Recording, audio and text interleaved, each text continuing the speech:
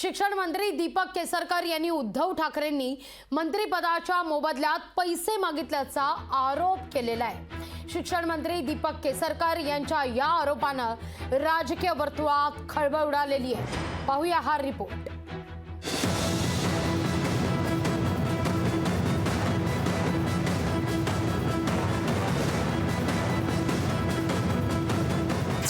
मंत्रिपदाच्या मोबदल्यात उद्धव ठाकरेंकडून पैशांची मागणी। शिक्षण मंत्री दीपक केसरकरांच्या आरोपानं खळबळ। केसरकरांनाच निवडणुकीसाठी पैसे दिल्याचा ठाकरेंचा दावा। शिक्षण मंत्री दीपक केसरकर यांनी उद्धव ठाकरेंनी मंत्रिपदाच्या मोबदल्यात पैसे मागितल्याचा खळबळजनक आरोप केलाय। महाविकास आघाडी सरकारचे मुख्यमंत्री झाल्यावर उद्धव ठाकरेंनी मंत्रिमंडळात सामावून घेण्यासाठी पैसे मागितल्याचा आरोप केसरकरांनी केला।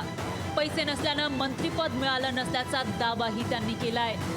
जे लोक खोके वगैरे असं काय ओरडतात त्यांनी एक जाणून घेतलं पाहिजे की हे नेमकं उलट आहे। आमच्यापैकी कोणी 1 रुपया सुद्धा घेतला नाही।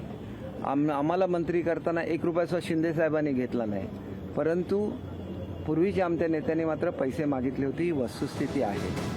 पैशांची मागणी झाली तेव्हा वडिलोपार्जित जमीन विकून पैसे देण्याची तयारी आपण दाखवल्याचंही केसरकर म्हणाले।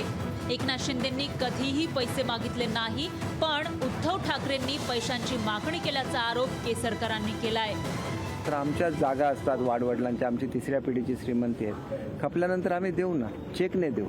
पक्षाला चेकने पैसे स्वीकारण्याची संधी असते, कारण पक्षाला अनेक खर्च असतात। तर हे चेकने द्यायला मध्ये काही हरकत नव्हती आणि त्याच्यामुळे असं आहे की होऊ शकलं नाही मंत्रिपद। मला कधी वाईट वाटलं नाही। अशा तऱ्हेचे ॲडजस्टमेंट करून मंत्रिपद घेणं हा काय उद्देश नाही। केसरकरांच्या या आरोपांवर ठाकरे गटानं पलटवार केला। दीपक केसरकरांनाच निवडणूक लढवण्यासाठी पक्षानं पैसे दिले होते असा दावा खासदार विनायक राऊत यांनी केला। दिलेल्या रकमेपैकी काही रक्कम केसरकरांनी परत केल्याचा पलटवारही राऊतांनी केला।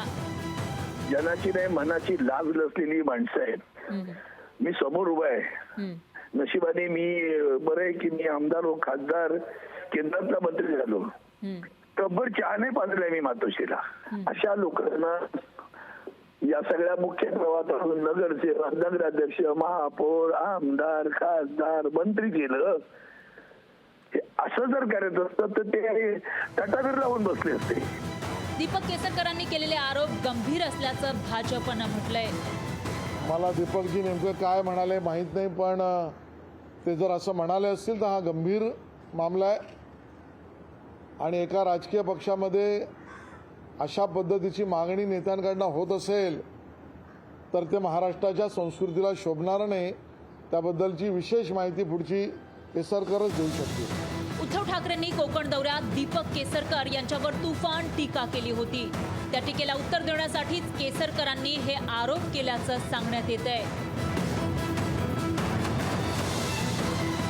ब्युरो रिपोर्टसह स्वप्नील जाधव, लोकशाही मराठी, मुंबई।